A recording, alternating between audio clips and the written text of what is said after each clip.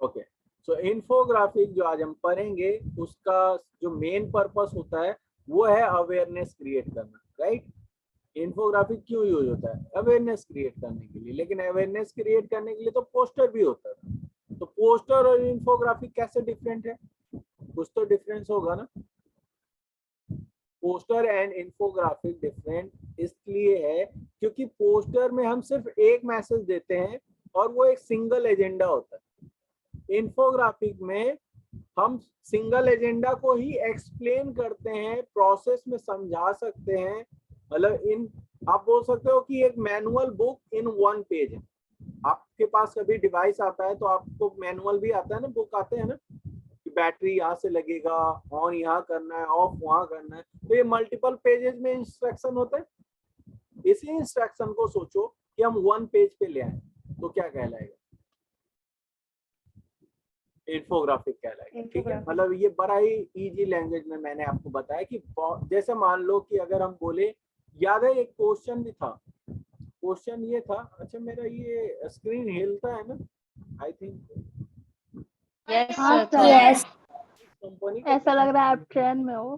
का लैपटॉप को हिला रहा है वो बार बार, या स्टेबल नहीं है आई थिंक ये। ओके, आप बेटर नहीं अभी भी है, मेरे को खुद डिस्ट्रैक्शन हो रहा है। अब ठीक है? यस सर, ठीक है। नो सर, थोड़ा अभी और थोड़ा हिल रहा है। यार ये कैमरा में दम नहीं है, इतना हैवी कैमरा है फिर भी। कोई नहीं, अगले बार ना पंखा को अलग जगह पे लगवाएंगे या हम अलग जगह बैठेंगे, अभी पंखा के जस्ट नीचे।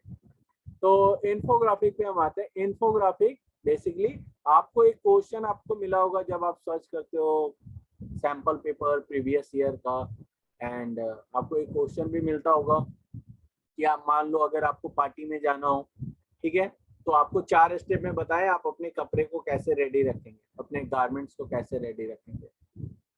तो कैसे रखेंगे?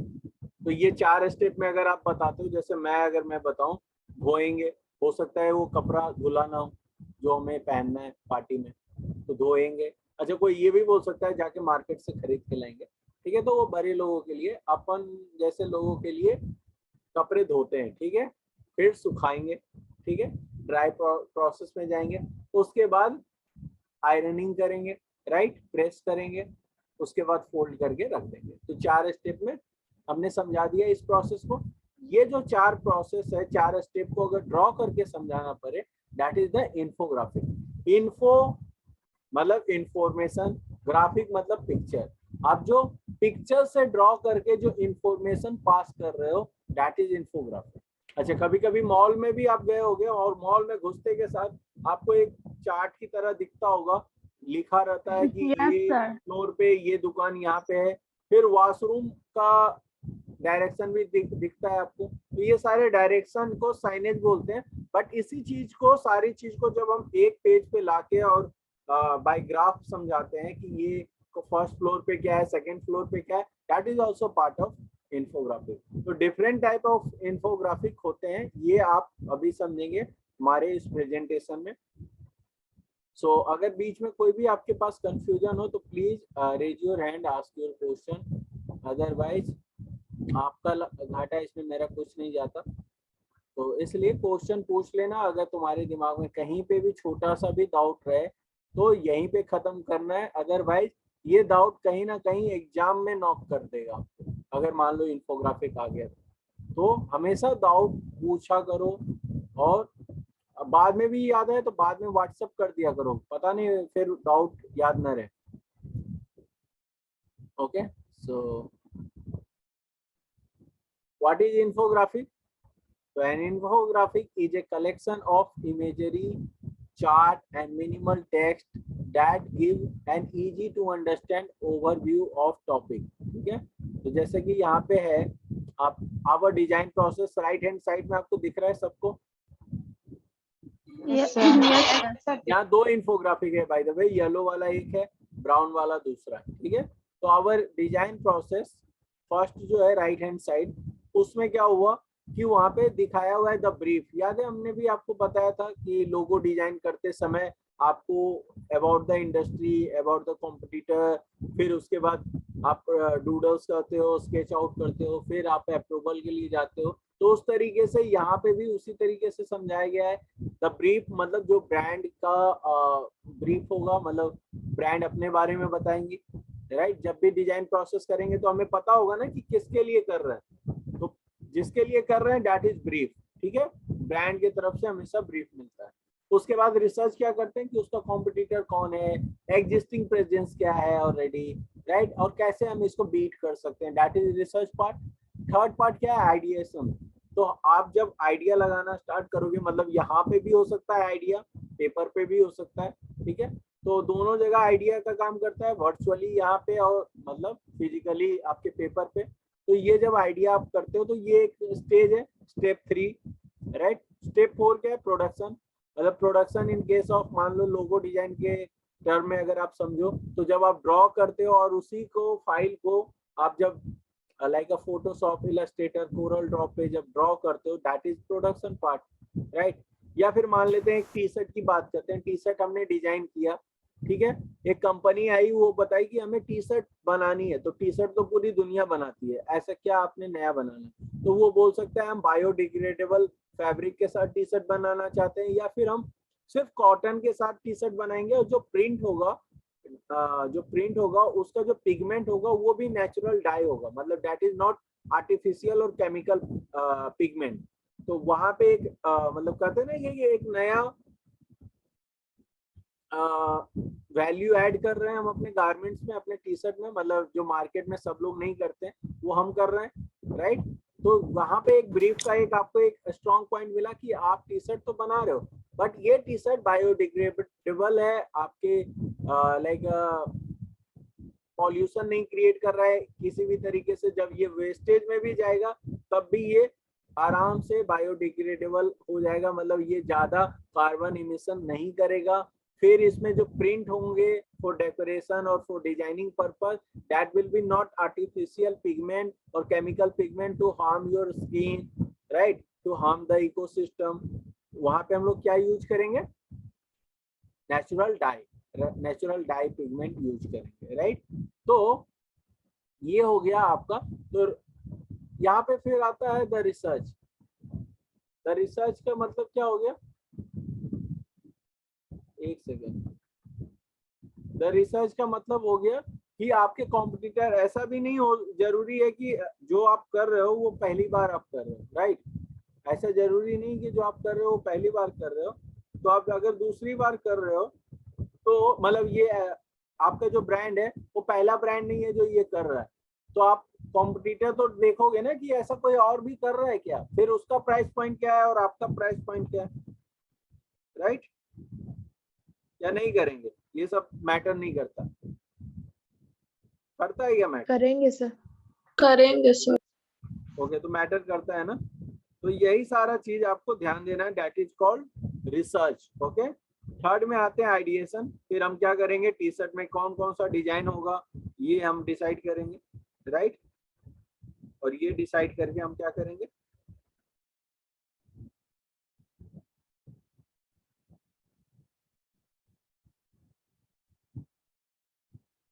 ये डिसाइड करके हम उसको प्रोडक्शन में डालेंगे। जब अप्रूवल लेंगे डिजाइन का तो उसको प्रोडक्शन में डालेंगे, राइट। ऐसा ही होता है ना। कोई यहाँ पे है जो कभी फैशन इंडस्ट्री में काम किया है, पूजा तो एक है, मतलब ऐसा होता है। मैं आपको ये बता रहा हूँ कि जब आप आइडिया जनरेट करते हो, आप कुछ लाइक ग्राफिक्स सेलेक्ट करोगे, फिर कोई आपके ऊपर होगा जो लाइक फाइनल करेगा या फाइनलाइज करेगा, अप्रूव करेगा उस डिजाइन को, फिर आप क्या करोगे, उसको प्रोडक्शन में डालोगे। प्रोडक्शन में उसका स्क्रीन बनेगा या डिजिटल फाइल ही प्रिंट होगा, जो भी है। डिजिटल फाइल तो प्रिंट नहीं होगा क्योंकि हमने बात किया है नेचुरल पिगमेंट का, तो वो स्क्रीन प्रिंट या ब्लॉक प्रिंट से ही पॉसिबल है, ठीक है। तो वहां पे हम जाएंगे। फिर जब वो प्रोडक्ट तैयार हो जाएगा और ऑर्डर आ जाता है हमारा कस्टमर से, तो हम कस्टमर यहाँ पे कोई भी हो सकता है आपका, लाइक B2B अगर कर रहे हैं तो डिस्ट्रीब्यूटर भी एक बड़े कंपनी का जो डिस्ट्रीब्यूटर है वो कस्टमर होगा। या फिर अगर हम B2C कर रहे हैं, लाइक कोई रोडेस्टर जैसा ब्रांड है, राइट। रोडेस्टर मिंत्रा पे अवेलेबल है, आप डायरेक्ट उससे खरीदते हो, that is B2C, okay. B2C या फिर D2C भी बोल सकते हो, मतलब डायरेक्ट टू कस्टमर। ओके, सो ये आप एक्सप्लेन कर रहे हो कैसे, with graphic and information, information graphic, infographic, ठीक है। यहाँ पे भी उसी तरीके से मेंशन किया है कि अगर आप 20 मिनट कम सिगरेट पीते हो दिन भर में तो आपको मतलब ये एक एडवांटेज होंगे। अगर आप 24 घंटे तक सिगरेट पीते ही नहीं हो, एक दिन के लिए क्विट करते हो, तो आपके ये एडवांटेज होंगे, ठीक है। एडवांटेज लिखे हुए हैं, वैसे लिखा हुआ है बहुत छोटा, मैं भी नहीं पढ़ पा रहा हूँ, तो ये गलती आप मत करना, थोड़ा बड़ा लिखना जब भी आप बनाओगे तो, ठीक है।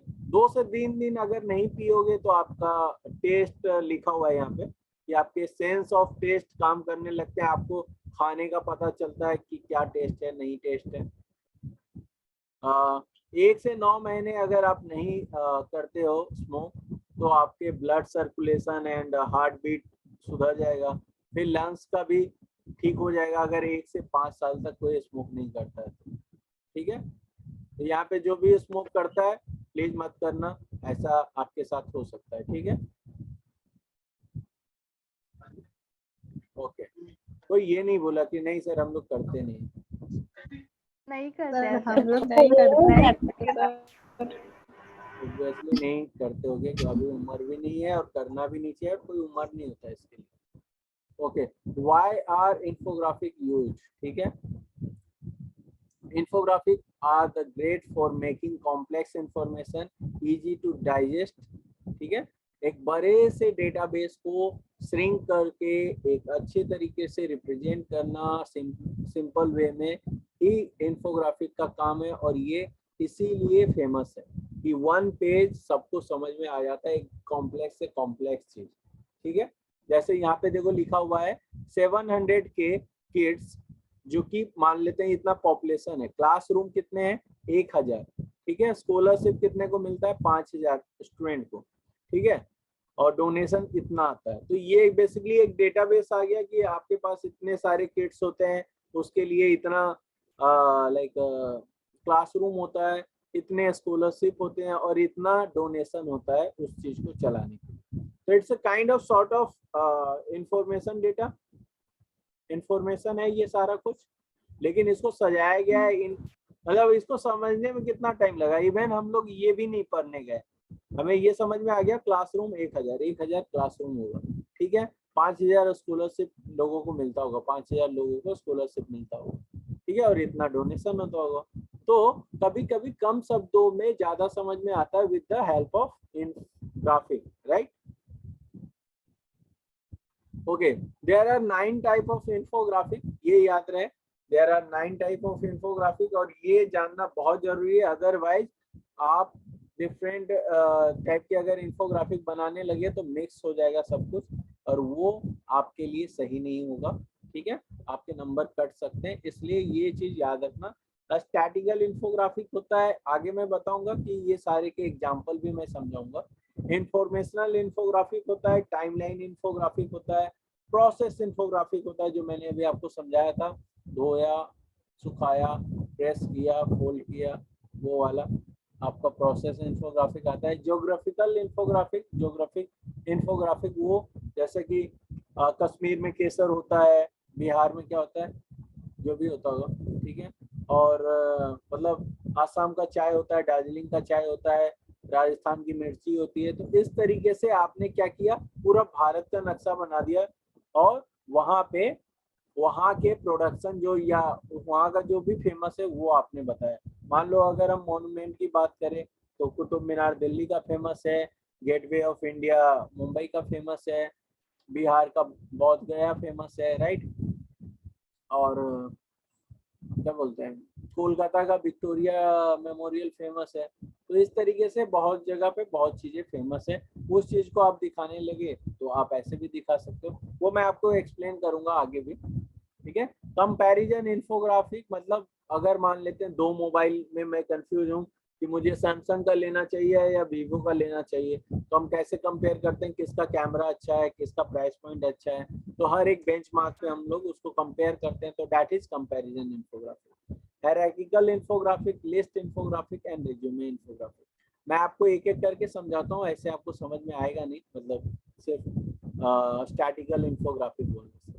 मान के चलो कि एक मॉल है, ठीक है, एक मॉल में या फिर एक वेबसाइट है, मान के चलते हैं एक वेबसाइट है, ठीक है, एक वेबसाइट में 100 लोग रोज आते हैं, 100 लोग नए 100 लोग रोज आते हैं, ठीक है। अब वो क्या देख रहे हैं कि एक ऐसा प्रोडक्ट है जिसपे 90 लोग आते हैं लेकिन खरीद के नहीं जाते, 90 लोग में मान लेते हैं 2 लोग खरीदते हैं, ठीक है। और एक ऐसा प्रोडक्ट भी है, मतलब एक ऐसा प्रोडक्ट पेज है बोल सकते हो उस वेबसाइट पे, जिसपे लोग 10 आते हैं और 8 खरीद के जाते हैं। तो ये क्या है बेसिकली, ये डेटा आपका हेल्प कर सकता है, तुम क्या लगता है तुम लोग को, ये डेटा हेल्पफुल है, मतलब क्या फर्क पड़ता है इस डेटा से, पड़ता है किसी को? शॉपकीपर्स को अफेक्ट करता है, क्या कर सकते हैं राशि? शॉपकीपर्स को अफेक्ट करता होगा कि कितने लोग आ रहे हैं, कितने लोग एक्चुअली खरीद रहे हैं। ओके, और कुछ? मतलब ओवरऑल बिजनेस पे बहुत बड़ा इम्पैक्ट पड़ रहा है। तुम देखो कि 100 लोग में 90 लोग एक प्रोडक्ट को देखते हैं और उसमें खरीदता है 2 लोग, और 10 लोग एक प्रोडक्ट को देखते हैं और उसमें से खरीद लेते हैं 8 लोग। तो यानी 8 जो प्रोडक्ट बिक रहा है ना, 10 लोग में 8 लोग प्रोडक्ट खरीद ले रहे हैं, तो यानी वो प्रोडक्ट में कुछ बात है। अब हमें ये देखना पड़ेगा क्या उसका प्राइस पॉइंट अच्छा है, और जो दूसरा वाला नहीं बिक रहा है क्या उसका प्राइस पॉइंट गलत हमने रख दिया, कुछ तो मेजर मिस्टेक होगा ना। अदरवाइज एक ही ब्रांड का एक वेबसाइट है तो एक ही ब्रांड भी होगा ऑलमोस्ट, और एक वेबसाइट, या फिर मान लो अमेजोन की बात नहीं कर रहे हैं हम, बात कर रहे हैं ऐसा जैसे माई ग्लैम ब्यूटी पे आप गए होगे, राइट, जहाँ पे माई ग्लैम का ही सिर्फ प्रोडक्ट मिलता है, राइट, ऐसा वेबसाइट पे जाते हो ना जहाँ पे सिर्फ उसी का प्रोडक्ट मिलता है, तो वहां पे आप सोचो कि है तो उसी ब्रांड का सब माल, तो आप कोई चीज लेते हो और कोई चीज नहीं लेते हो, ये कैसे डिसाइड करते हो? ये तो चलो आप पे भी डिपेंड करता है और कुछ प्रोडक्ट पे भी डिपेंड करता है ना, ये उसकी लिस्टिंग पे डिपेंड करता है। हो सकता है उसमें ऑफर चल रहे हो, मतलब मान लेते हैं कि 2 प्रोडक्ट 200 रुपए का, और जो 8 प्रोडक्ट बिक जा रहा है उसमें अभी आपने 50 रुपए डिस्काउंट दिया है, तो लोग उसको चेकआउट कर रहे हैं डिस्काउंट के कारण, ये हो सकता है ना कारण। तो ये कंपैरिजन भी तो आपको देखने को मिलेगा कि बिहेवियर क्या है, हमारे तरफ से क्या गलती हुई है, हमारे तरफ से हम क्या ऑफर कर रहे हैं जिसके कारण सेल यहाँ पे है वहां पे नहीं है। Got it? तो ये स्टैटिकल इंफोग्राफिक कहलाता है कि कितने लोग विजिट करते हैं, कौन से पेज पे जाते हैं और कौन सा प्रोडक्ट खरीदते हैं। चलो ये तो ऑनलाइन बिजनेस है इसलिए शायद समझ में आया या ना आया हो। मान के चलते हैं यही चीज सेम ऑफलाइन में हम समझते हैं। एक मॉल हम जाते हैं, ठीक है, एक मॉल हम गए और मॉल के अंदर 100 लोग हम जाते हैं डेली, मान के चलते हैं एक फ्लोर का ही मॉल है, मतलब ग्राउंड फ्लोर का ही मॉल है। तो वहां पे एक मॉल में देखा गया है कि फर्स्ट दुकान में ज्यादा लोग घुसते हैं और पीछे की दुकान में कम लोग घुसते हैं। लेकिन अगर देखा जाए कि पीछे की दुकान में अगर 10 लोग गए और उसमें से 8 लोग परचेज करके बाहर आए, और यहाँ पे 90 लोग पहली दुकान में गए मॉल के और वहां से सिर्फ 2 लोग परचेज करके आए, तो मुझे बताओ किसका बिजनेस अच्छा चल रहा है और किसका कन्वर्जन रेशियो ज्यादा अच्छा है? पीछे वाले का। पीछे वाले का सर। तो हो सकता है पीछे वाले का ब्रांड अच्छा हो, या पीछे वाला जो दुकान है वो कुछ ऑफर चला रहा हो, दिवाली हाँ, ऑफर, डिस्काउंट अच्छा है ना, तो बहुत कुछ हो सकता है ना। तो इससे क्या करेगा, जो पीछे वाला दुकान है उससे कुछ सीखेगा सामने वाला दुकान, यार हमारे पास कस्टमर तो आते हैं लेकिन बिकता उसका है, तो कुछ तो करना पड़ेगा, राइट। तो ये सारा स्ट्रैटेजी तब प्लान होता है जब हम बड़े से डेटाबेस को, ये तो मैंने बहुत छोटा एग्जांपल दिया, बहुत सारे कॉम्प्लेक्स डेटा होते हैं कि लाइक मान लेते हैं कि अगर एक दुकान में भी अगर हम जाते हैं, लाइक कोई H&M में गया हो या जारा में गया हो या फिर कोई पैंटलून में गया हो या फिर शॉपर स्टॉप में गया हो, तो आप देखना कि हर एक सेक्शन में ना भीड़ नहीं होती, मतलब ज्यादातर कस्टमर एक सेक्शन में ज्यादा होते हैं। उसका क्या कारण होगा, ये फिगर आउट करने के लिए क्या करना पड़ता है, डेटा कलेक्ट करना पड़ता है कि चलो मानते हैं कि इस सेक्शन में इतने लोग जाते हैं और इतना इस ब्रांड का परचेज होता है या ये प्रोडक्ट ज्यादा परचेज होता है, तो क्यों ये प्रोडक्ट परचेज होता है, आइदर इसका वर्ड ऑफ माउथ अच्छा हो सकता है, ये ब्रांड अच्छा हो सकता है, इसके ऑफर अच्छे हो सकते हैं, राइट। कुछ तो अच्छा होगा, तभी तो वो परचेज हो रहा है बार बार। तो ये सारे डेटाबेस अगर हम एक पेज पे लाते हैं तो उसको हम कहते हैं स्टैटिकल इंफोग्राफिक। क्लियर है? उसके बाद आता है informational infographic. Like how how कहते हैं ना, how to start your NIFT entrance exam preparation, बताओ। या फिर how to fill the form, how to apply for NIFT entrance exam. तो how to apply for NIFT entrance exam, पहले form release होगा, फिर आप फॉर्म भरोगे, राइट, फिर पेमेंट पे करोगे उसको, उसके बाद आपका एडमिट कार्ड आएगा, फिर आप एग्जाम देने जाओगे।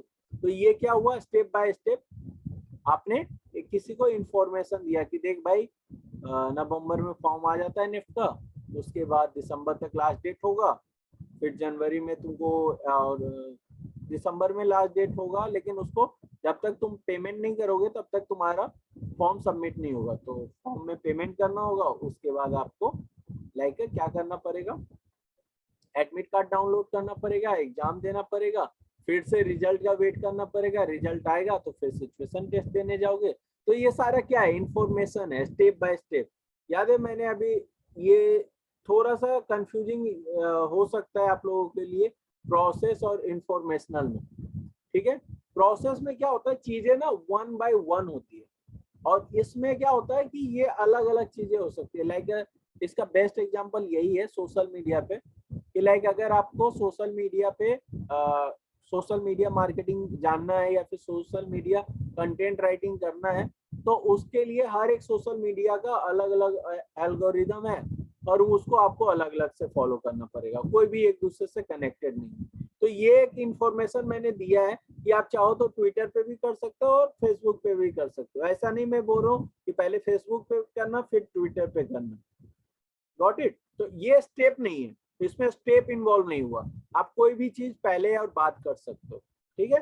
तो ये इंफॉर्मेशन को सिर्फ हम इंफॉर्मेशनल इंफोग्राफिक में रखते हैं, ठीक है।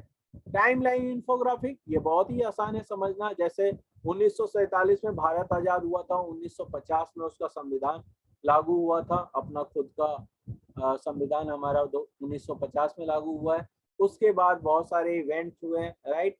तो वो सारे इवेंट अगर आप मेंशन करो, या फिर आप सोचो ना कि मेरा जन्म 1990 में हुआ, फिर मुझे अच्छे इवेंट्स, मुझे सबसे इम्पोर्टेंट इवेंट्स याद रखने।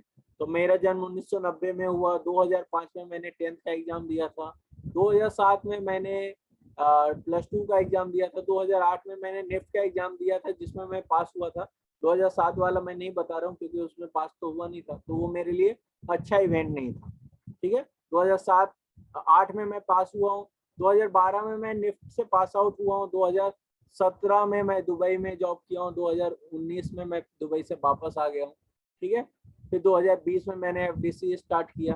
तो ये क्या है, बेसिकली टाइमलाइन है ना।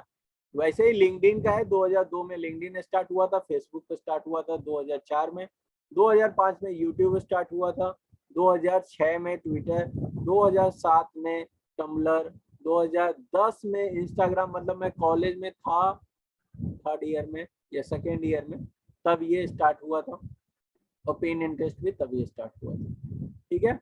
लेकिन अगर देखा जाए तो दोनों में सबसे ज्यादा फेमस कौन हुआ है, इंस्टाग्राम या pin interest? Instagram. Instagram. Okay, तो इस तरीके से आप बना सकते हो इंफोग्राफिक। टाइमलाइन वाला बहुत इजी था, प्रोसेस वाला भी बहुत इजी है। प्रोसेस वाला जैसे अभी मैंने लोगो डिजाइन वाला आपको समझाया था, या फिर आयरन करके आपके कपड़े धोना, सुखाना, आयरन करना, फोल्ड करना, ये क्या है, स्टेप बाय स्टेप होगा। ऐसा हो सकता है कि पहले आयरन कर देते हैं फिर धो देंगे, नो बताओ। सर। नहीं ना, तो इसमें स्टेप मैटर करता है ना। तो जहां पे स्टेप बाय स्टेप मैटर करता है, उसको हम प्रोसेस इंफोग्राफिक में रखते हैं। जैसे मान लो कि आपको ड्राइंग करना है, तो आपको क्या करना पड़ेगा, पहले एक पेपर लेना पड़ेगा, फिर पेंसिल लेना पड़ेगा, पेंसिल को साफ करना पड़ेगा, उसके बाद आपको ड्रॉ करना, राइट। पहले आप पेंसिल पे देख सकते हो बाय द वे, लेकिन दोनों हालत में आपको दोनों चीज चाहिए और साफ करना पड़ेगा। अदरवाइज आप पेंसिल नहीं चला पाओ। सर वो एग्जाम में मैगी वाला जो आता है स्टेप वाला, तो वो इसी में आएगा क्या? एक सेकेंड, तुम्हारा आवाज नहीं आ रहा है। अफीफा ने पूछा।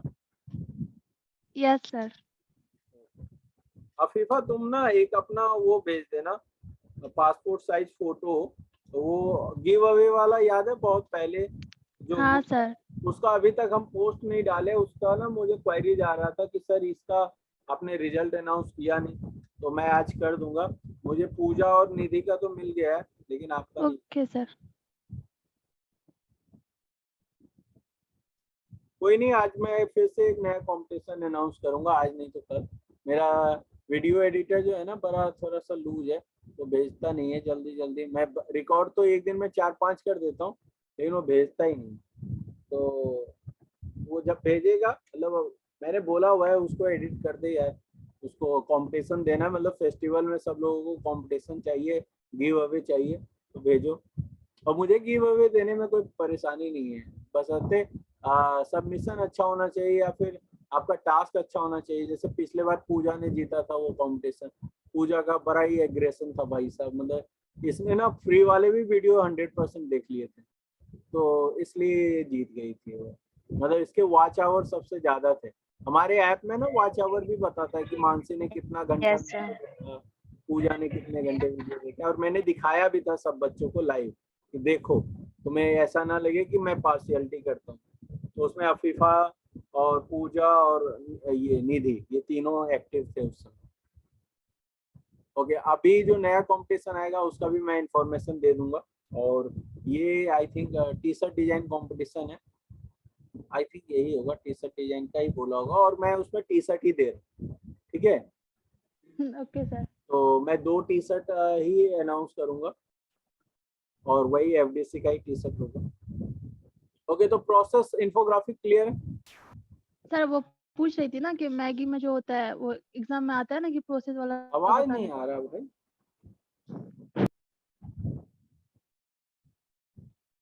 आवाज बहुत कम आ रहा है, मतलब आ रहा है कम आ रहा है। मेरा कम जा रहा है क्या तुम लोगों को? नहीं सर। आपका तो सही आ रहा है। ओके, अभी देखो तुम लोग का आवाज आया, तो जो बच्ची पूछ रही क्वेश्चन उसका बहुत कम आ रहा है। बच्चे तुम अपना ना माइक एकदम यहाँ पे लाओ, मुंह के सामने, और जोर से बोलो जय माता अब दी आ बोलो। अब आ रही है सर। जय हाँ माता अब दी। आ रही है। सर बोल रही थी क्या वो मैगी का वाला क्वेश्चन आता है ना एग्जाम में, तो वो प्रोसेस इन्फोग्राफिक होगा। हाँ, मैगी कैसे बनाना है, राइट। हाँ सर। ये तो आपके ना जब शादी के लिए जब रिश्ते की बात चलेगी तब भी ये क्वेश्चन आएगा कि मैगी आता है बनाने, या फिर आप लोग लिख देते हो। मतलब मैंने देखा है लड़कियों का आता है ना बायोडेटा, तो मैं देखता हूँ उसमें लिखा रहता है I know how to cook, मतलब मैगी मतलब कुकिंग में मैगी और चाय। और उसके बाद तो हमें लगता है एक नोबेल पुरस्कार का भी फोटो बना ही दो कि भाई साहब तुम्हें मिल गया ये नोबेल पुरस्कार, ले लो। मतलब ये नहीं मैं बोल रहा हूँ कि लड़की हो इसलिए बनाना आना चाहिए, मैं लड़का हूँ मुझे भी आना चाहिए, और आता है, मतलब बहुत कुछ आता है, ठीक है। सो जितना तुम लोग इमेजिन नहीं कर सकते, या कभी कंपटीशन लगा लेना, तुम सब लोगों में से मैम सबसे बता रही ज्यादा थी मैं सर। खाना बनाऊंगा। मैम बता रहे थे। ज्यादा आता है। मैम बता रही थी, पर अभी उनकी कुकिंग स्किल्स ज्यादा अच्छी हो गई है बोल रही थी। ओके, अच्छा ये बता रही थी, तो ये हाँ रेफरेंस सर। में मेरे को बता रही थी कि सर का पहले अच्छा था अब खराब हो गया और मेरा अच्छा हो गया। ना सर, रेफरेंस में सर। आप ही से सीखे हैं वो, अच्छा, पर अब ये है ज्यादा अच्छा बनाते कि हैं। मैंने ही सिखाया है। हाँ। तो ऐसा ही होता है, हम सिखा देते हैं भूल जाते हैं, फिर उसका फायदा उठाते हैं, ठीक है। ओके, चलो, तो उसके बाद आते हैं प्रोसेस इन्फोग्राफिक के बाद ज्योग्राफिक इन्फोग्राफिक। ज्योग्राफिक इन्फोग्राफिक में use map chart as the focus visual. Okay, ये छोड़ दो, ये कहने सुनने वाली बात है। फोकस करो जो मैं समझा रहा हूँ कि बेसिकली मैं ये बोलना चाह रहा था कि मान लो ये इंडिया का नक्शा है, मान लो, मानने में क्या जाता है, यूएस को भी अपन इंडिया बना देते हैं, ठीक है। तो ये इंडिया का नक्शा है मान के चलते हैं। तो इंडिया में अगर मैं बोलूं कि अगर हम बोले कि यहाँ के पकवान कहाँ कहाँ के फेमस हैं, तो अब तुम सबके मुंह में पानी आ रहा होगा और भूख भी लगना स्टार्ट हो जाएगा। जैसे कि बिरयानी कहाँ की फेमस है? हैदराबाद। हैदराबाद। कोलकाता की क्यों नहीं है यार, कोलकाता की बिरयानी भी फेमस हो गई आई थिंक, लेकिन पता चलो हैदराबादी बिरयानी ज्यादा फेमस है फिल्मों में। उसके बाद लिट्टी कहाँ का फेमस है? बिहार सर। बिहार का। लिट्टी। टुंडे कबाब? महाराष्ट्र। दिल्ली का क्या? नहीं, कबाब दिल्ली। टुंडे कबाब मैं बोल रहा हूँ, कबाब नहीं बोल रहा। सर क्या होता है? अच्छा, पता जो नहीं। जो यूपी से हैं, थोड़ा सा एक बॉटल है पानी वाला, उससे एक ढक्कन पानी निकालें, अपने हथेली पे डालें और उसमें ट्राई करें डूबने का, ठीक है? क्योंकि टुंडे कबाब यूपी का फेमस है, आप लोगों को पता होना चाहिए। सर नाम तो पहली बार नहीं सुना। पता था। पहली बार सुना है। पहली बार सुने? Yes sir. तो ये कुछ बात- अलग कहते रहेंगे इनके यहाँ पे। नहीं, टुंडे कबाब ही है। तुम पूछना, मतलब मे भी नहीं सुनने का बहुत सारा कारण हो सकता है।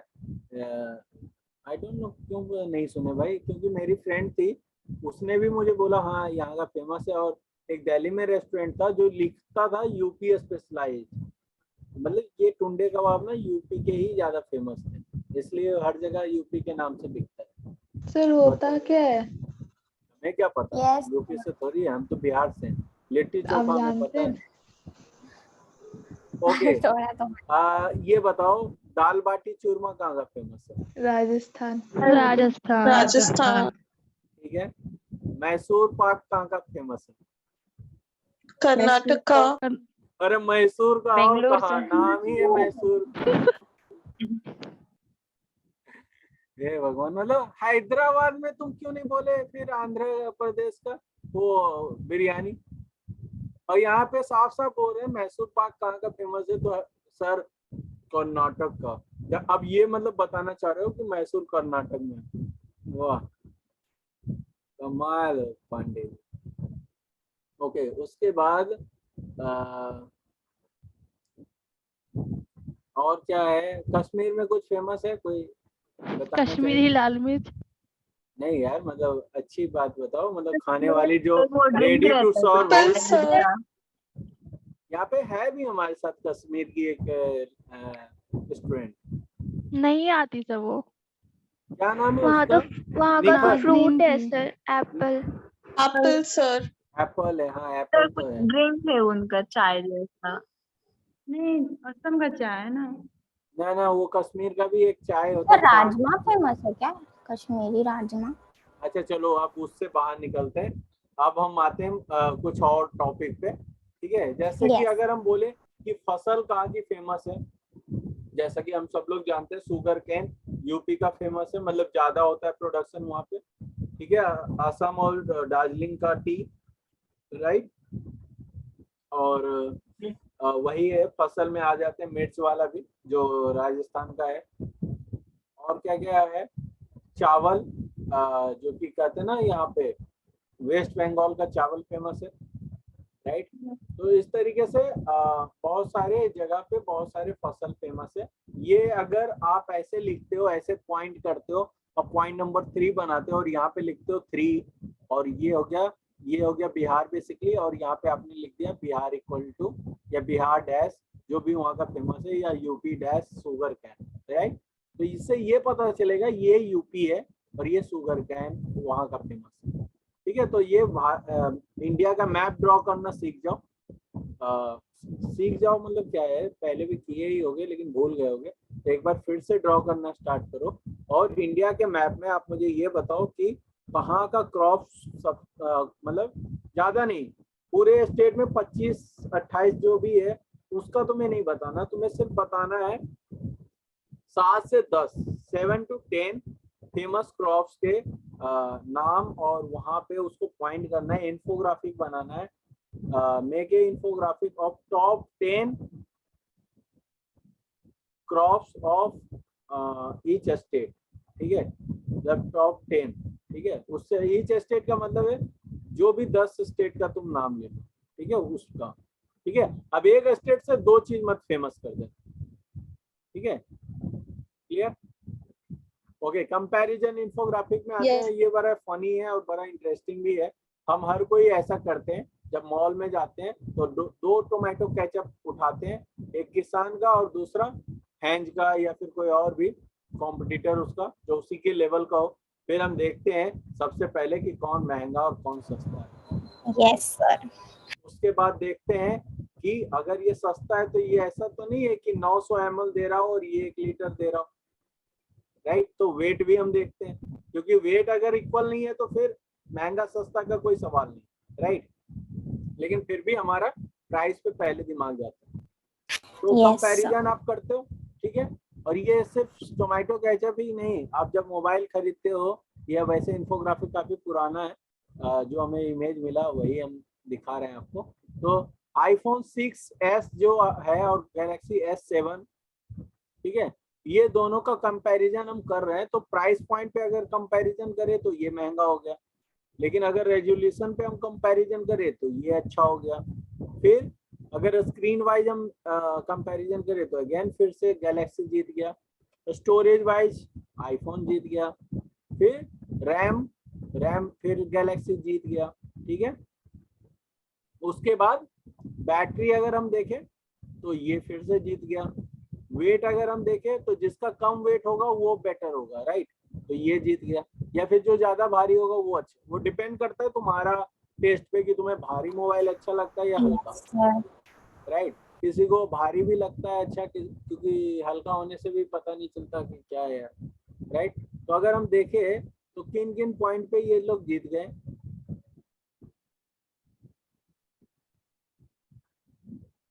ठीक है। इस पे हम देखते हैं सैमसंग कितने पॉइंट पे जीता। 1 2 3 4, ठीक है। और टोटल पॉइंट कितने थे हमारे पास। प्राइस पॉइंट में भी जीत गया सर। सर वेट में भी जीत गया। प्राइस पॉइंट में कम है ना। अच्छा, प्राइस पॉइंट Yes. कम मतलब अच्छा, राइट। हाँ, कम मतलब अच्छा। तो 1 2 3 4 5 पॉइंट पे ये जीत गया। टोटल पॉइंट कितने हैं, 7 पॉइंट में 7 5 point पॉइंट में ये जीत गया। तो ये हो गया विनर। अब यही लेंगे, राइट। यही होगा ना, डिसीजन तो यही बनना चाहिए लॉजिकली। लेकिन क्या होता है, होता क्या है, आईफोन जिसको लेना है ना वो आईफोन ही लेगा। आईफोन ही लेगा। बोलेगा हटाओ इसको, है तो ये सैमसंग ये, ठीक है, इसको चमका कहाँ पाएंगे। तो चमकेगा तो हमारा यही। अच्छा, मैं ना बड़ा ताजुब करता हूँ जब मैं देखता हूँ 10 रुपए का टिकट कटाते हैं बस पे और आईफोन रखे हुए 12। मैं भी बस पे ही रहता हूँ, तो उनको देख के बड़ा ही आश्चर्य होता है कि भाई तुम क्यों परेशान हो रहे हो, पसीने बहा रहे हो, तुम तो आईफोन वाले हो, तुमने तो टैक्सी करके ओला करके एसी चलवा के जाना चाहिए, यस सर। राइट। फिर तो हमें लगता है कि उसकी कमीज उठा के देख ले कहीं किडनी विडनी तो नहीं भेज दिया। लेकिन फिर सोचते हैं हटाओ यार क्या करें, ठीक है, ओके। तो फाइनली यहाँ तक तो सबको समझ में आ गया या फिर नहीं समझ में? यस सर, समझ में आया। यहाँ तक Yes, किसी sir. को भी कुछ भी बनाने आएगा तो बना दोगे, राइट। सर वो फर्स्ट वाला फिर से समझा दीजिए। फर्स्ट वाला फिर से समझा देते हैं, रुक जाओ, स्टैटिकल ना, तो हम फिर से समझा देंगे। अभी एक और बच गया है हायरार्किकल, वो समझा देते हैं, फिर फर्स्ट पे आते हैं, ओके। ये हायरार्किकल इन्फोग्राफिक होता है, हायरार्की जिसको बोलते हैं। हायरार्की क्या होता है, बेसिकली आप किसी भी ऑर्गेनाइजेशन में काम करते हो ना, तो आपके ऊपर बॉस होता है और बॉस के ऊपर भी बॉस होता है और उसके ऊपर भी बॉस हो सकता है। तो इस स्ट्रक्चर को हम बोलते हैं हायरार्की, ठीक है। यहाँ पे क्या होता है, मान लो एक फाउंडर है, इधर देखो आप, ठीक है, ये फाउंडर हो गया। फाउंडर कौन हो गया, जैसे हम भी एक फाउंडर है छोटा मोटा, ठीक है। तो फाउंडर के नीचे होता है vice president of marketing, VP, और वाइस प्रेसिडेंट ऑफ सेल। अब सेल और मार्केटिंग दो अलग अलग चीज है।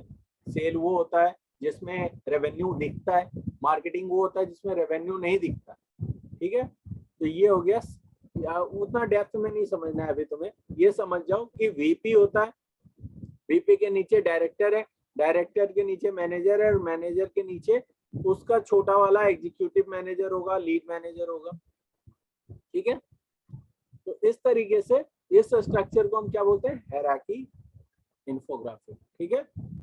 जैसे तुम मान के चलो, अभी ये समझ में नहीं आया होगा, मान के चलते ये स्कूल है, ये पूरा, ये हो गया प्रिंसिपल, प्रिंसिपल के नीचे है क्लास टीचर, और क्लास टीचर के नीचे, या बोल सकते हो कि प्रिंसिपल के नीचे टीचर भी है और ये क्लास टीचर भी है।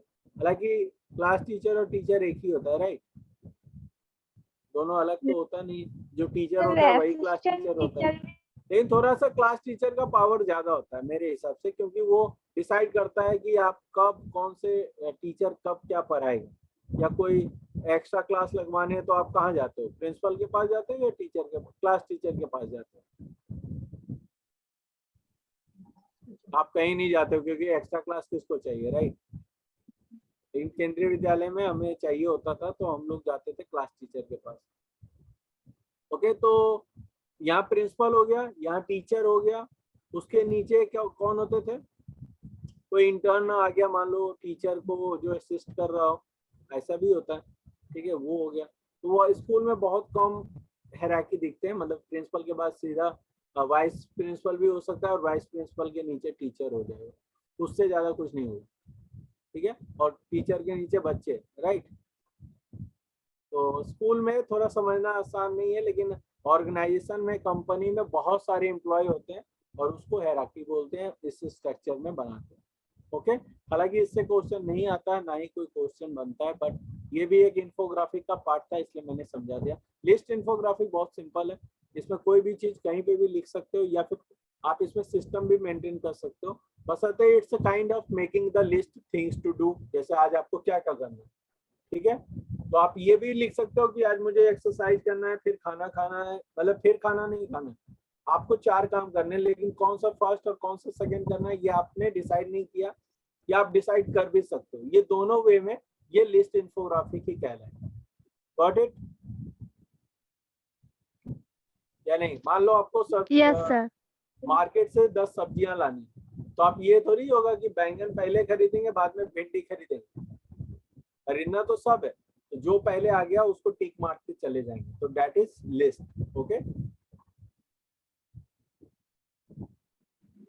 इसको बोलते हैं इन्फोग्राफिक रेज्यूमे। जब आप डिजाइनर बन जाओगे और जब अपना सीवी भेजोगे तो नॉर्मल सीवी नहीं जाएगा जैसे बाकी लोगों का जाता है, आपका ऐसे जाएगा। इसमें आप थोड़ा ध्यान से देखें, टाइमलाइन इन्फोग्राफिक भी आपको दिखेगा, दिख रहा है एजुकेशन के नीचे कि कब उसने 10th पास किया या कब 12th सर पास आपने किया। भी एक भेजा। मेरा भी ऐसा ही था, इन्फोग्राफिक बना हुआ, राइट। तो यस सर। यस उसका यही कारण है कि डिजाइनर हो तो obviously you have to make infographic resume, not सिर्फ इंफॉर्मेशनल रेज्यूमे, ठीक है।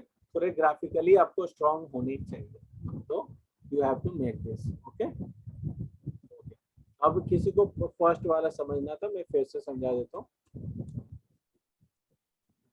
तुम कहाँ तक हमारे साथ थे वैसे बताओगे?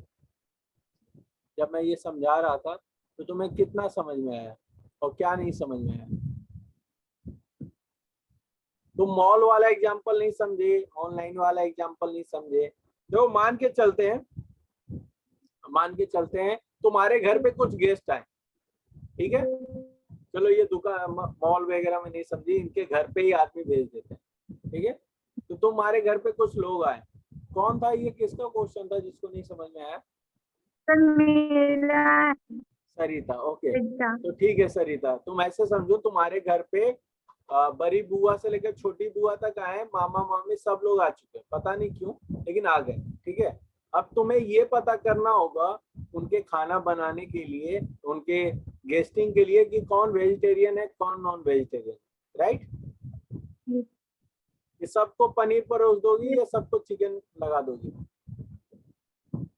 नो सर, उसमें कुछ वेज और नॉन वेज भी होंगे ना, प्रेफर जो करते होंगे। वो तो छोड़ो, पहले चाय तो पिलाओगी, पहले कहाँ चले गए खाने पे, अभी चाय तो पिलाओ, अभी गेस्ट आए तुम्हारे घर पे हाँ। तो चाय पिलाओ। अब कोई चीनी वाले होंगे, कोई बिना चीनी वाले होंगे, कोई डायबिटिक पेशेंट भी होगा। वैसे तो ज्यादातर जो ओल्ड एज में हो उनको देखने से ही आधा लगेगा कि इनको तो नहीं चीनी देंगे। तो ऐसा होता है ना, सेग्रीगेशन करते हो या नहीं करते हो? अच्छा तुम नहीं करते होगे, तुम्हारे घर में मम्मी करते होंगे, तुम तो काम करते नहीं होंगे वैसे ज्यादा, लेकिन तुम्हारी मम्मी करती होंगी ये सारा काम, राइट? ऐसा ही होता है। ओके, तो ये वाला चीज मैं आपको समझ में आया कि अगर 20 लोग आते हैं तो 20 लोग में कितने लोग चाय पीते हैं और कितने चाय पीते हैं तो चीनी वाला पीते हैं कि बिना चीनी वाला पीते हैं? जरूरी नहीं 100% चाय भी पीते होंगे, राइट? दूध वाला बिना दूध वाला। कुछ दूध वाले पीते होंगे, कोई बिना दूध वाले पीते होंगे, राइट? ऐसा भी होता है। उसमें भी कोई ऐसा बोलते कि भाई अपन ग्रीन टी पिए, तो फिर तो गेस्टिंग है एक साइड, दिमाग हो जाता होगा गर्म, ठीक है?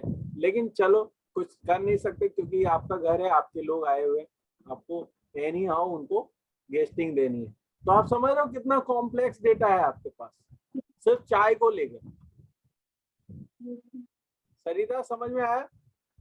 तो इस डेटा को अगर एक पेज पे लिखे और सजा के लिखे विथ ग्राफिक्स तो क्या होगा? इसको कहेंगे स्टैटिकल इन्फोग्राफिक, क्योंकि आपके पास नंबर बड़ा ही पेचीदा है। 20 लोग आए, 20 लोगों में 15 लोग चाय पीते हैं, 5 लोग तो पीते ही नहीं, ठीक है? अभी वो 5 लोगों को अलग सेग्रीगेट करेंगे कि चाय नहीं पीते हैं तो कुछ तो पिएगा, कोल्ड ड्रिंक्स पिएगा, पानी पिएगा, कुछ तो पिएगा, उसका अभी बाद में बात करेंगे। 15 को लाते हैं साइड में, 15 में 5 ऐसे होंगे जो शुगर पेशेंट होंगे, ठीक है? अब 2 शुगर पेशेंट में 5 ही शुगर पेशेंट है, उसमें से 2 बोलेगा कि हम शुगर पेशेंट तो है लेकिन दूध वाला चाय नहीं पिएंगे, तो अब उनको दूध भी नहीं चाहिए। समझ में आ रहा है? उसके बाद जो 10 होंगे ना तुम्हारे पास चाय वाले चीनी वाले, उसमें भी बोलेंगे कि हम भी नहीं पीते हैं दूध वाले, तो उसमें भी तुम्हारे पास 2 वेरिएंट बन गए, ठीक है? अब ऑर्डर लेना कितना मुश्किल हो रहा है, समझ रहे हो? तो ये सारे चीजें आपको लगा। फिर अब 5 लोग पे आते हैं जिनको छोड़ दिया था, उसको या तो पानी पिला के खत्म करेंगे या तो कोल्ड ड्रिंक्स सर्व करेंगे, कुछ तो पिलाएंगे, राइट? ऐसा तो नहीं है कि छोड़ देंगे। तो ये सारा कॉम्प्लेक्स डेटा लगा या नहीं लगा? चल लगा, बट ये कंफ्यूजन हो रहा है, जैसे आप बोले ना कि एक चीज को इसमें डालेंगे, जैसे एक ही चीज के बारे में करके, इसमें से 2-3 चीज का भी तो डाटा हो सकता है इसमें। यही तो हम आ रहे हैं अभी तो आपको सिर्फ चाय पे ही लाए हैं। उसके बाद ये होगा कि लंच अभी ये लोग क्या करेंगे, तो कोई बोलेगा हम चावल खाते हैं, कोई बोलेगा नहीं खाते हैं। तो ये कॉम्प्लेक्स डेटा को जब कोई आपके पास गेस्ट आता है, मान लो कि आप होटल मैनेजमेंट हो और आपको बोले कि भाई अपने 100 गेस्ट के हिसाब से उनको कस्टमाइज उनको फूड देना है जो उनको चाहिए, और उसमें कोई 2-4 जैन निकल गए ना, जो जैन होते हैं ना जो आलू भी नहीं खाते, तो वो तो एक अलग ही कहानी हो जाएगी आपके साथ, ठीक है? तो ये सारे आपके लिए कॉम्प्लेक्स डेटा हो गया कि नहीं? देखो कितना सिंपल चीज था, खाना खिलाना था सबको, ठीक है? लेकिन कितना कॉम्प्लेक्स हो गया, हुआ या नहीं? तो ये कॉम्प्लेक्स डेटा को आप लिख के मतलब डायरी बना के अगर मेंटेन कर सकते हो, लेकिन इसी चीज को आप एज ए डिजाइनर एक अच्छा सा डेमोन्स्ट्रेशन कर सकते हो कि भाई ये हो गया, मान लेते हैं 53 लोग चाय पियेंगे दूध वाला और ये बिना दूध वाला, ठीक है? उसके बाद भी हमने यहाँ क्या किया, इस तरीके से मैं तुमको बताता हूँ। मैं एकदम पूरा किचन में घुस गया नहीं। उसके बाद यहाँ पे आए 53 में कर देते हैं 40 लोग जो दूध वाला चाय पियेंगे, उसमें से ये चीनी लेंगे, बाकी 13 लोग बिना चीनी वाले, ठीक है? ये दूध वाला है और ये है लीकर चाय। इसमें भी 16 को अलग कर देते हैं जो बिना चीनी के पियेंगे और बाकी 30 पीपल विद चीनी पियेंगे, ठीक है? क्लियर है या नहीं? है सर। तो इस तरीके से जब आप बनाओगे ना स्टैटिकल चीजें, तो आपके लिए मतलब आसान हो जाएगा ये समझ। मतलब ये पूरा डेटा जो हमने अभी कहानी बताई, फिर लंच अलग होगा, डिनर अलग होगा, वो सब एक पेज पे लाना, तो उसको कहते हैं स्टैटिकल इन्फोग्राफिक। ओके, मतलब बेसिकली यहाँ पे नंबर्स हैं लेकिन अलग अलग रेशियो में अलग अलग फंक्शनैलिटी है। इसके लिए थोड़ी कॉम्प्लेक्स डेटा को अगर हम इस तरीके से रिप्रेजेंट करते हैं तो इजी हो जाता है समझना इन वन शॉट, ठीक है? मतलब हमें पूरा रीड आउट करने की जरूरत नहीं पड़ती, हमें एक बार नजर डाल देते हैं तो पता चल जाता है अच्छा 53 लोग में मतलब 13 लोग बिना चीनी वाले हैं और 40 लोग चीनी वाले हैं, राइट। ओके, तो मैंने आपको आज इन्फोग्राफिक तो सिखाई दिया, प्लस सर एक गेस्ट हैंडल भी टाइमलाइन करना का और कुछ क्वेश्चन बता के समझाइए। क्या बोला ये? सर टाइमलाइन का और टाइमलाइन बताइए। वाला, सोइना तुम्हें टाइमलाइन वाला समझना है? हाँ सर हाँ समझा देते हैं, अरे समझाने के लिए तो आए। ये जो मैं पूछूंगा उसका जवाब देते जाना। काम भाग गया, ऊपर था क्या? इससे पहले था सर। हाँ ओके। सोइना तुम्हारा डेट ऑफ मतलब ईयर क्या है, बर्थ बर्थ ईयर? 2003। 2006, राइट? जी सर। क्या 3 3? 2003 sir। अच्छा 2003 में तुम्हारा बर्थ ईयर है, ठीक है। उसके बाद 10th कब की है? 2019। 2019, ठीक है। तुम्हारी शादी कब हुई? अभी नहीं सर। अच्छा अभी नहीं हुई, तो इससे इसके बीच कुछ हुआ? हुआ ना? 12th। 12 तो यहाँ पे 10th हुआ, उसके बाद 12 हुआ। 12 कब हुआ? Yes sir. 2021 में हुआ ना? 2021। हाँ यस। तो 2020 में कुछ हुआ? नहीं सर। अरे कोविड हुआ, इतना बड़ा चीज तो हो गया, और क्या चाहिए तुम्हें? 2 साल घर में बैठे रहे, अभी भी तुम्हें याद नहीं है? ऐसे भूल सकते हो तुम, ठीक है। उसके बाद फिर किस्मत खराब हुई और 2022 में एफडीसी ज्वाइन किए। Yes sir. यस सर, मतलब किस्मत खराब हुई? नहीं सर एबीसी ज्वाइन किया है। अच्छा एफडीसी ज्वाइन किया है, ये था। ओके, तो ये आपका टाइमलाइन है, इन्फोग्राफिक यही है। आपके लाइफ में जो बड़े बड़े इवेंट्स हुए हैं उसको आपने ऐसे दिखा है। अच्छा इसके बीच कुछ किया है तुमने, कोई कांड वगैरह 2003 से 2019 के बीच? किसी का नहीं माथा सर। फाड़ा हो, सर फोड़ा हो, ठीक है, घर में आग लगा दिया हो, ऐसा कुछ? कोई एक्साइटमेंट ही नहीं है लाइफ में, कभी तुमने कुछ मतलब बदमाशी किया ही नहीं? क्या सुनाओगे बच्चों को? तुम अपने बच्चों को क्या सुनाओगे? कोई कहानी ही नहीं तुम्हारे पास। कुछ अच्छा काम किया हो, कुछ गोल्ड मेडल लाए हो, कोई एथलीट वगैरह हुए हो, सर रेसलिंग मैं किया हो, दिन कोई गाने बजाने वाले कंपटीशन में जीता हो कुछ?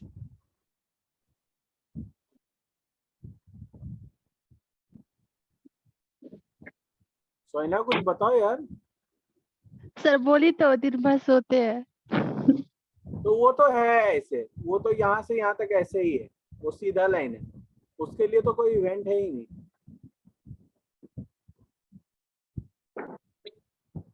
समझ रहे हो तुम लोग कहाँ जा रहे हो? मतलब 2003 से 16 साल इसने कुछ नहीं किया। मेरे को घूमने गया था। क्या क्या घूमने कहाँ गए थे? सर दिल्ली। अच्छा अच्छा, वो दीघा नहीं बोले, ज्यादातर बंगाल वाले लोग दीघा चले जाते, ठीक है। ये हाँ दिल्ली सर गए। परसों ही गया था दिल्ली। अच्छा देखा, कब गया था? परसों? Yes sir. देखे, यहाँ पे लोग दीघा बड़ा आसानी से चले जाते हैं, और है भी आसान जाना, और जाना भी चाहिए सबको। और मैं भी जाता रहता हूँ, साल में 1-2 बार तो हो ही जाता है। सर दीघा में क्या है सर? बीच है, हाँ वेस्ट ऑफ अच्छा। वो है ना West Bengal, Bay of Bengal, वो अच्छा है, सर। बंगाल की खाड़ी बीच है, तो काफी अच्छा है और काफी कन्वीनियंट है। मतलब ट्रेन पकड़ो 4 घंटे में आ जाते हैं वो दीघा, एकदम स्टेशन पे उतार देता है और मस्त सा जगह है और खाने पीना मतलब बहुत ही मतलब वो है, एक्सपेंसिव नहीं है, बहुत सस्ता है। वहाँ घूमने के लिए कोई भी घूम सकता है, यानी मतलब इवन पूरा कोलकाता बंगाल हर कोई अफोर्ड कर सकता है इस धरती पे। तो इसलिए तो मैं कोलकाता सेंटर पे पढ़ाई किया हूँ, क्योंकि अफोर्डेबल है, इससे अफोर्डेबल सिटी तो कुछ हो ही नहीं सकता। यहाँ तक बिरयानी 70 रुपए में मिल जाता है, सोचो। किसी ने हैदराबाद बिरयानी 70 रुपए में खाया है?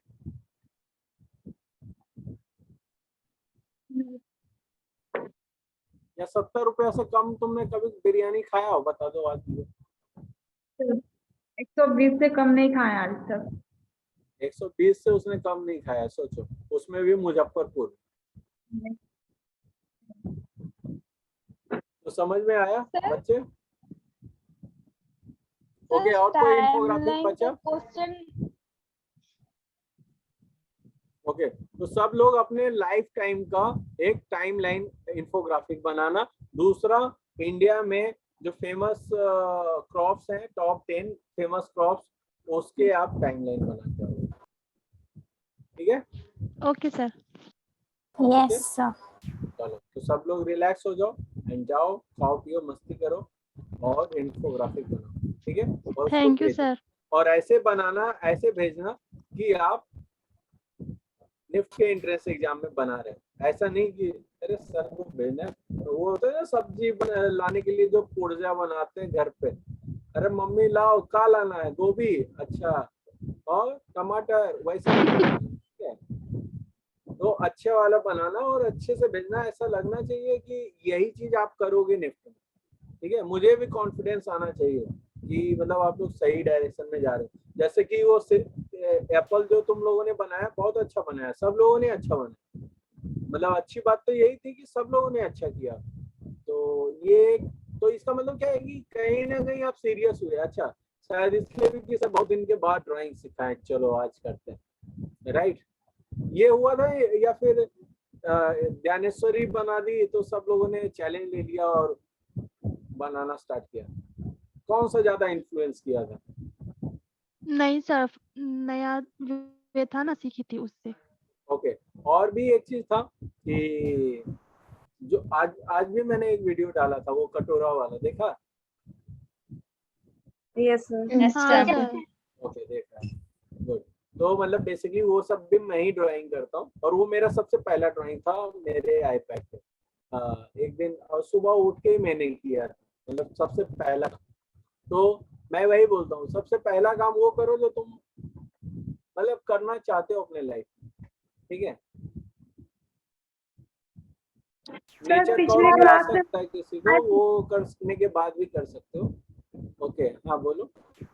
सर एक क्रॉप्स वाला इंफोग्राफिक बनाना है और एक टाइमलाइन का, तुम्हारे लाइफ का। सर और क्या क्वेश्चन आता है टाइम। और क्या क्वेश्चन आता है? देखो, और क्या क्वेश्चन आता है ये तो हमें भी नहीं पता। हमें पता होता तो फिर हम यहीं पे थोड़ी होते, फिर तो हम क्वेश्चन पेपर बेच रहे होते, ठीक है? तो एक्चुअली नहीं पता मुझे कि और क्या आता है। जो हम सिखा रहे हैं वो सीखो शांति से, और 10-9 तरीके के बताएं, इससे ज्यादा ना इंफोग्राफिक है और ना इससे ज्यादा आएंगे, ठीक है? क्वेश्चन कुछ और भी हो सकते हैं, मतलब ये हो सकता है कि आप जैसे कि मैंने बताया ना, ये कौन सा इंफोग्राफिक था, स्टैटिकल इंफोग्राफिक। मान लो उसमें एक आपको दे दे, लेकिन वो थोड़ा मैथमेटिकल हो जाएगा कि आपको 200 गेस्ट हैं और उसमें टर्म एंड कंडीशन इसी तरीके से लागू कर दे जो मैंने बोला। That is also part of reasoning question ना, वहाँ पे ऐसा भी एक क्वेश्चन आता है ना, रीजनिंग का भी एक पार्ट है ये, जहाँ पे कॉम्प्लेक्स डेटा होता है, फिर आपसे क्वेश्चन पूछते हैं कि बताओ कितने लोग वेजिटेरियन थे, ठीक है? तो ज्यादातर क्या होता है, वेजिटेरियन में 2 सेक्शन होता है, एक तो वेजिटेरियन और दूसरा जैन। एक जैन वेजिटेरियन भी होता है, पता है तुम लोगों को? इंडिया में ही होता है ये सारा चीज। तो जैन वाले मैंने देखा है, जो राजधानी में मैं जा रहा था, तो थाली सर्व हुआ, तो बोला ये जैन थाली है, तो वो बेचारा परेशान। अब जैन थाली क्या होता है, तो वो उनका मतलब एक फूड का होता है कि वो ऐसे फूड नहीं खाते प्याज और हैं जो आलू शायद जमीन के रहते हैं। अंदर होता है या Yes. होता है, मतलब मुझे नहीं पता बहुत अच्छे से। लेकिन उनका अपना एक वो है, थॉट प्रोसेस है। बट वो राजधानी में अवेलेबल नहीं था, तो उसने बंदे ने तो मतलब पूरी बगावत कर दी थी।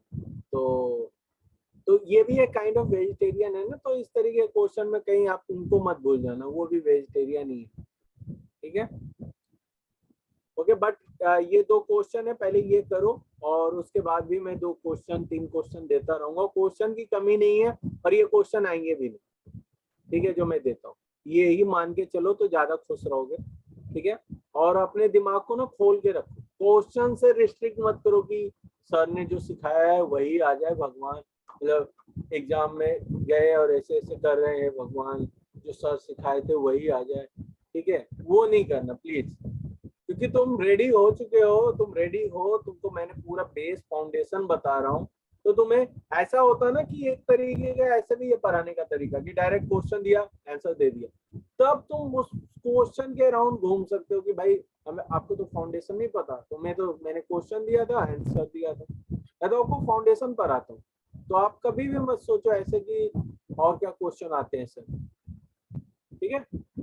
ये सोचना गलत है और आपका ना एग्जाम से पहले आपको यही सारे सोच डराते हैं और आपका कॉन्फिडेंस को डाउन करते हैं और आप एग्जाम जानते हुए भी नहीं दे पाते हो अच्छे से, जबकि उसका आंसर आपको परफेक्ट आता था। ऐसा भी मैंने देखा है, तो इसलिए मैं बोलूंगा ये मान के चलो कि आपको शशि सर ने सब सिखा दिया है, ठीक है। डिजाइन में जो निफ्ट में आने वाला है उससे ऐसा कुछ भी एक्स्ट्रा नहीं आएगा जो आपको नहीं सिखाया गया, और जो आज तक आपने प्रैक्टिस किया उसमें से एक क्वेश्चन भी नहीं आएगा। ये सोच लो ना एग्जाम हॉल के बाहर, तो एग्जाम हॉल के अंदर अच्छा करोगे कि आपको आता सब कुछ है लेकिन क्वेश्चन वो एक भी नहीं आएगा जो हमने यहाँ पे प्रैक्टिस किया है, जो हमने सीखा है। और उसमें से सोच लो एक क्वेश्चन भी अगर मैच कर गया तब तो बम्पर बोनस हो गया ना। लेकिन अगर मान लो 2 क्वेश्चन मैच नहीं किए तो तुम्हें तो लगेगा कि यार इतना मेहनत बेकार चला गया। तो देखो दोनों सोचने का तरीका है ना, और तुम्हारा दिमाग भी वैसे ही रिएक्ट करता है, तुम्हारा बॉडी भी वैसे ही रिएक्ट करता है जैसे तुम सोचते हो, ठीक है। द सीक्रेट वीडियो बीच बीच में देख लिया करो, 1 घंटे का बोरिंग वीडियो हो सकता है लेकिन वो काफी आपको मेंटली स्ट्रॉन्ग करने के लिए वो वीडियो बना हुआ है, तो आप जाके उसे हमेशा सुनना करें, मतलब हमेशा करने का मतलब इस कम से कम महीने भर में एक बार तो 1 घंटे निकाल ही लो। मैं तो खुद सुनता हूँ, मैं खुद 1 महीने में 1 बार सुनता हूँ, तो मुझे ना फोकस करने में ज्यादा आसान होता है, क्योंकि मैं भी मल्टीपल चीजें करता रहता हूँ ना, मेरे मल्टीपल ब्रांड भी चलते हैं, राइट। एक बिजनेस सर वो वीडियो नहीं चलता कौन सा जो आप भेजे थे ना वो सीक्रेट, वो वीडियो नहीं चलता। सर नहीं यूट्यूब अब पे नहीं वो चल रहा सर। ब्लॉक हो चुका है। ओके, कंटेंट कोई नहीं, देखो द सीक्रेट सर्च करो इन हिंदी अगर तुमको हिंदी में सुनना है, और जो 1 घंटे का वीडियो सदगुरु का दिखाए, भी है सर, हाँ सदगुरु का भी है इस पे वीडियो। सदगुरु वाले का होगा, लेकिन मतलब मैं सुना नहीं तो मैं रिकमेंड भी नहीं करूंगा। हाँ क्योंकि सर, मैं मतलब वो ओरिजिनल वाला खोज रहे थे, मिला नहीं था, हमको भी कोई भेजना नहीं, था मैं किसी फिर को। से भेज दूंगा मैं खोज के, क्योंकि मुझे पता है ना कौन सा ओरिजिनल वाला है, ठीक है। हालांकि हिंदी डब है लेकिन ठीक है, अपने को हिंदी में ज्यादा समझ में आता है, तो वही वाला करेंगे, ठीक है। मैं भेज दूंगा, डोंट वरी। ओके, चलो अगले बार से क्या करेंगे, डाउनलोड कर लेंगे, ठीक है, और ऐप में ही अपलोड मार देंगे। सर तो बार बार ज्योग्राफिकल के लिए इंडिया के अलावा और भी मैप तैयार करना होगा क्या? नहीं, देखो ऐसे तो ज्योग्राफिकल जब भी पूछाएगा ना इंडिया से बाहर नहीं पूछेगा, क्योंकि हर एक बच्चे को, आपको पता है सूडान एक कंट्री है, हाँ yes yes sir. Yes, sir. क्या है उसकी राजधानी?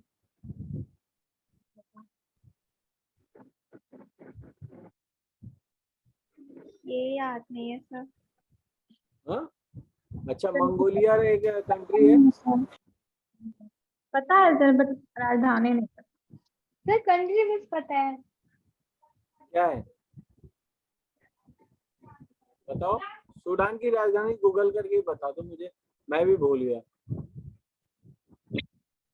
और ये मंगोलिया की राजधानी, या मंगोलिया याद है कहाँ पे है? पूछेगा नहीं, ठीक है। भारत का ही नहीं आपको पता है, अभी भारत का ही नक्शा बना लो सही से। तुम लोग को भारत का बनाने देते हैं तो बांग्लादेश और पाकिस्तान दोनों ले आते हो अंदर, ठीक है, और नेपाल भी ले लेते हो अंदर। तो पहले भारत का नक्शा बना लो और उस पर कंट्रोल कर लो, ठीक है। उसके बाद सब कुछ तब तक हम ही लोग का था ना। तुम्हें प्रधानमंत्री ना बना दे कोई गलती से, वरना तुम तो बोलोगे कि लाओ अमेरिका भी हमारा ही था पहले, पता नहीं कितना पहले चले जाओगे तुम, ठीक है। ओके, तो ठीक है, मिलते हैं हमारे नेक्स्ट क्लास में। और प्लीज असाइनमेंट सबमिट करें और मैं देख लूंगा, और फिर नेक्स्ट क्लास से फिर वैल्यूएशन का रखते हैं। मतलब इसमें सिखाने के लिए बहुत ज़्यादा नहीं था, यही था। अब हम ये देखेंगे कि आप लोग कितना समझे हो और नहीं समझे हो हमारे इवैल्यूएशन के क्लास में, ठीक है, और वहाँ पे रिव्यू करेंगे नेक्स्ट क्लास में। टाइमलाइन में जैसे मतलब जैसे रिवॉल्ट जो हुए थे इंडिपेंडेंस के लिए, इंडिपेंडेंस मतलब फाइटिंग सब जो हुए थे हिस्ट्री में, सर वो सब भी बना सकते हैं। हाँ, मतलब तुम ये दिखा सकते हो, मतलब फ्रीडम फाइटिंग कब से स्टार्ट हुआ था, वो 1857, राइट, यही था ना। मंगल पांडे ने जो बैरकपुर से स्टार्ट किया था। तो आजादी कब तक मिली?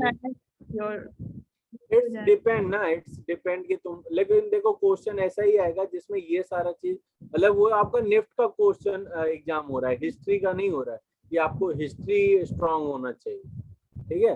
तो क्वेश्चन ऐसे ही पूछे जाएंगे जो मैंने आपको बोले हैं कि आपके अपने लाइफ से बताओ, ठीक है, आप अपने इवेंट्स दिखाओ, तो वो भी देखेगा कि आपके इवेंट्स कैसे रहे, राइट, बदमाशी किए कि नहीं किए, राइट, कोई अचीवमेंट किए या नहीं किए। मेंशन करना पड़ेगा कि बदमाशी कुछ कर रखे होंगे तो। अरे नहीं, मतलब बदमाशी का मतलब ये अचीवमेंट, मतलब मान लो कि तुम कहीं पे मतलब गोल्ड मेडलिस्ट हुए, या फिर तुमको कोई फर्स्ट प्राइज मिला, या कोई मतलब अवार्ड ऑफ एप्रिसिएशन ही मिला। अवार्ड ऑफ एप्रिसिएशन क्या होता है पता है तुमको? सर क्लास में फर्स्ट टाइम वो तो लिख सकते हैं। वो भी लिख सकते हो, लेकिन अगर तुम हर क्लास में फर्स्ट आए तब तो 10 साल को मेंशन करना पड़ेगा, राइट। या पहली बार साइकिल कब ली थी, ये एक इवेंट हो सकता है, हाँ, ये कर सकते है ना। तो ये सारे इवेंट, ये भी हो सकता है कि आप अपने फर्स्ट सेविंग अकाउंट कब खुलवाया, ठीक है। तो ये सारी चीजें हो सकती है, आपने पहली बार मोबाइल कब ली थी, ठीक है। ये सारे इवेंट मतलब है ना, मतलब देखो तो मुझे अच्छे से याद है, मैंने पहला बार मोबाइल, अपना मोबाइल निफ्ट कॉलेज में लिया, फिर अपनी सैलरी से कौन सा ब्रांड का मोबाइल लिया, वीडियोकॉन का लिया था, बड़ा सस्ता वाला, ठीक है, और नोकिया 1800 वाला। तो ये सारे इवेंट्स आपको याद होंगे, ठीक है। तो ऐसे ही चीजें पूछी जाएगी जिसमें आपका ना प्रेजेंटेशन, आपका क्रिएटिविटी दिखे, हिस्ट्री, ज्योग्राफी और साइंस ना आपका चेक हो वहाँ पे। Got it? ठीक है, मिलते हैं हमारे नेक्स्ट क्लास में, तब तक के लिए goodbye, thank you so much. And bye sir. Graduation के लिए सब लोग अपना असाइनमेंट भेज देना, वरना इसमें तेरा घाटा मेरा कुछ नहीं जाता, वो वाला गाना याद रहता ही है मुझे हमेशा, तो ठीक है।